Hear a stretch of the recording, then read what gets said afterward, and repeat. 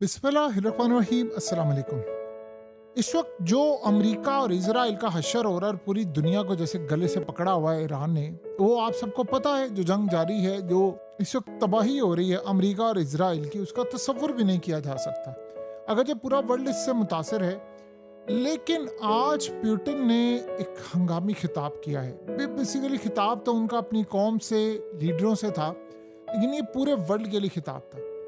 उन्होंने कहा है कि ईरान जंग के जो नताए जब होने वाले हैं ना, वो इतने तबाहकुन होंगे, इतने संगीन होंगे कि उसका कोई तसव्वुर भी नहीं कर सकता।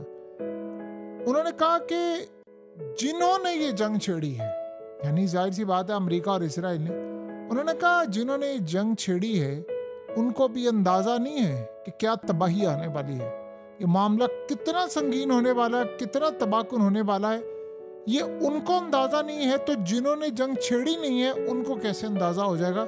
इतनी तबाहकुन सूरत हाल पैदा होने वाली है कि पूरा वर्ल्ड कोलैप्स हो रहा है, पूरी दुनिया कोलैप्स इसमें होने के लिए जा रही है। असल में उन्होंने पैगाम दिया है अमेरिका को। पैगाम ये दिया है कि जो इकोनॉमी है तुम्हारी, ये पूरी तरह होने जा रही है क्रैश। तुम्हारे अपने मुल्क में होनी है बगावत। तुम्हें अंदाजा नहीं है कि तुम्हारी सूरत हाल क्या होगी। और रूस को पता है ईरान का मास्टर प्लान क्या है, रूस को पता है ईरान के पास मिसाइल कितने हैं। अमेरिका को नहीं पता, उनको पता होता है जंग न छेड़ते।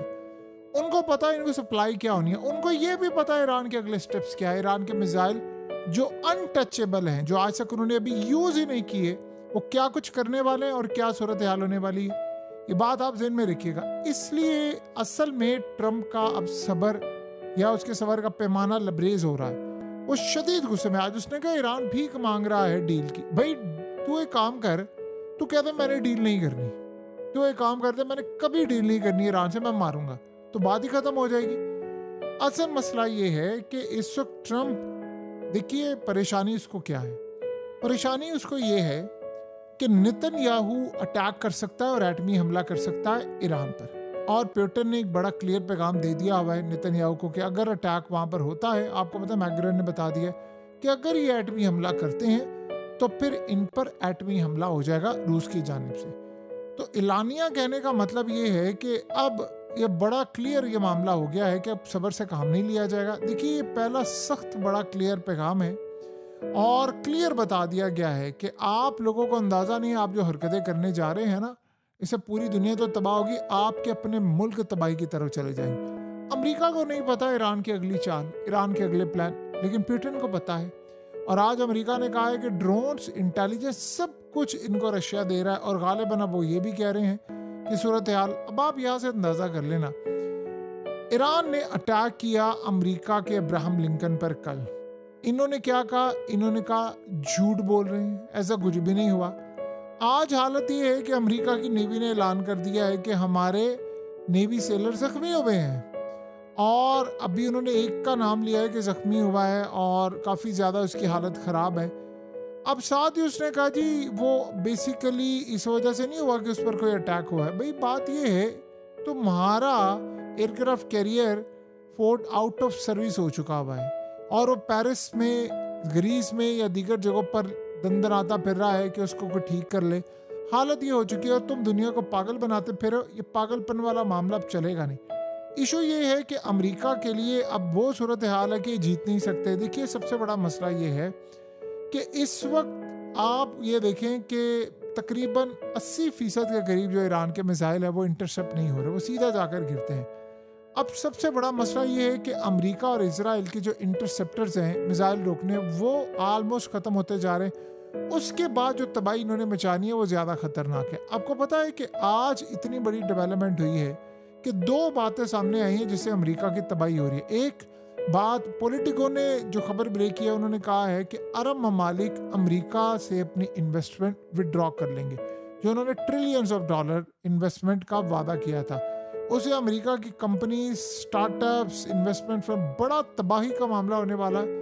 और दूसरा उन्होंने ये बात की है, जो असल मसला ये है कि आज न्यूयॉर्क टाइम्स ने खबर ब्रेक की है। उन्होंने कहा कि ईरान के अटैक इतने खतरनाक हुए हैं अमेरिकी फौज पर, इतने खतरनाक हुए हैं कि अब वो बेसिस से बाहर निकल गए हैं और होटलों में जाकर छुपे हुए हैं इवन के दीगर ममालिक में, और वहां से रिमोटली बैठकर काम कर रहे हैं। इतनी तबाहकुन सूरत हाल इस वक्त हो गई है, इतना डैमेज कर दिया है अमेरिका के मिलिट्री बेसिस को, इतना ज़्यादा कि बाकी जो रह गए अपनी जानें बचाकर इस वक्त भागियों में।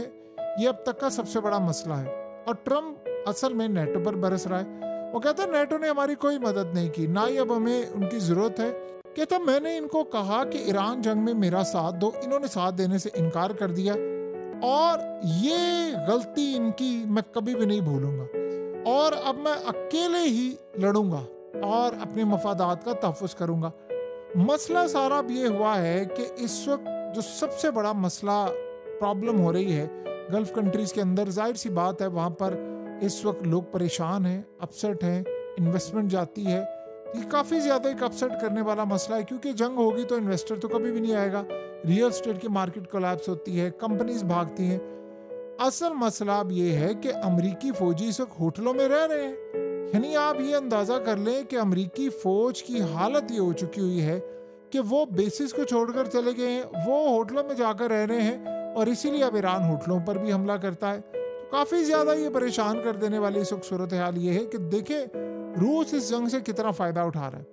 रूस की जो सेल है वो तकरीबन $250 अरब के करीब इस वक्त पहुंच सकती है इस साल, और ये तकरीबन 70-80% ज़्यादा है जो पहले वो एक्सपोर्ट करता था, बहुत ज़्यादा और शायद उससे भी ज़्यादा है। मसला ये है कि इस जंग का अल्टीमेटली फ़ायदा हुआ है इनको, और रूस को जो फ़ायदा हुआ है वो तो हुआ है, लेकिन पूरा वर्ल्ड जो कोलैप्स होने के लिए जा रहा है उसका तो कोई तसव्वुर भी नहीं कर सकता।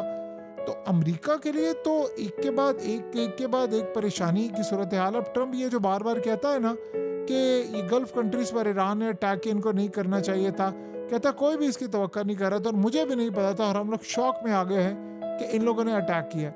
वो ये बात इसलिए कह रहा है क्योंकि गल्फ कंट्रीज अब अमेरिका पर प्रेशर डाल रही है कि तुम्हारी वजह से हमारा खित्ता जंग आलूद हुआ है। असल में कई गल्फ कंट्रीज बैक एंड पर ईरान से बातचीत कर रही हैं, और हमने देखा कि कल कतर के जो स्पोक्स पर्सन थे फॉरेन मिनिस्ट्री के, उन्होंने जो बात की है कि आप ईरान को यानी ख़त्म नहीं कर सकते किसी मुल्क को, वो अमेरिका को सुना रहे थे और साथ उन्होंने कहा जी हम आपकी जंग में पार्टिसिपेट नहीं करेंगे। तो ये पैगाम बड़ा क्लियर अमेरिका के लिए था कि आप जो चाह रहे हो हम नहीं करेंगे। तो बैकएंड पर ईरान के साथ बातचीत जारी है कई ममालिक की, इसलिए आपने देखा होगा पिछले काफ़ी अरसे से दो तरफ सिर्फ अटैक हो रहा है ज़्यादा। एक इजराइल पर ज़्यादा अटैक हो रहा है और दूसरा अमेरिका के फौजी अड्डों पर अटैक हो रहा है। ये जंग तो अभी शुरू हुई है, जंग ने फैलना है, बड़ी दूर तक जाना है, ये कोई सादा जंग नहीं है। अमेरिका का जो आलमी बरादरी में सुपर पावर का स्टेटस है ये चकनाचूर होने के लिए जा रहा है।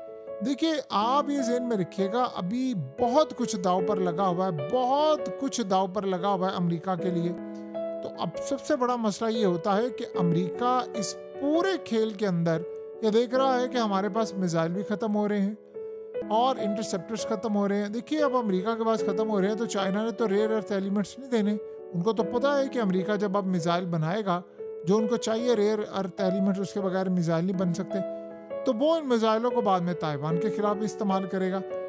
इस सूरत हाल में उनके पास सबसे अहम डेवलपमेंट ये है कि वो जल्द अज जल्द कुछ करे। तो ईरान इस पूरी जंग के अंदर काफ़ी हद तक अपने आप को आगे लेकर गया। देखिए अब किम जोंग इस वक्त नॉर्थ कोरिया का वो बंदा अपनी भरपूर तैयारी में है। जितने मिसाइल उसने बना लिए हैं, एटमी ताकत तो वो है ही, लेकिन मिसाइल जितने उसने बना लिए हैं वो कहाँ इस्तेमाल होने, वो या तो अमेरिका के खिलाफ इस्तेमाल होंगे या जब ईरान के पास मिसाइल खत्म हो जाएंगे तो उस वक्त इस्तेमाल होंगे। पहले ये बात ज़हन में रख लें, अमेरिका के पास मैक्सिमम 2-3 हफ्ते या 1 महीने का सामान है बाकी लड़ने के लिए। ईरान के पास कई महीनों का है। ईरान इस वक्त बना रहा है, ड्रोन्स बना रहा है, वो चीज़ें बना रहा है। तो जब ये मिसाइल खत्म होंगे पहले अमेरिका के पास खत्म होंगे, फिर ईरान के पास, अगर हुए तो फिर ईरान के पास। तो ईरान के बैकअप में किम जोंग खड़ा हुआ है और वो सप्लाई करेगा, आप देखेंगे, क्योंकि उन्होंने पुतिन को भी किया था।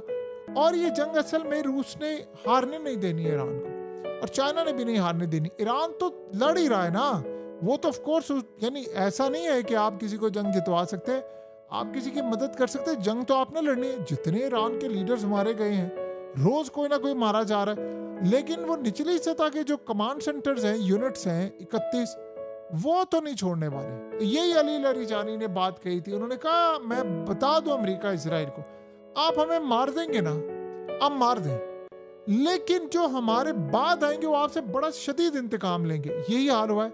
आयतुल्ला को मार दिया, अली लारिजानी को मार दिया, अब आप रो रहे हैं मुज़ाकरात करने के लिए बंदा ही कोई नहीं है और उन्होंने आपको नहीं छोड़ना। ये आप ज़हन में रख लें।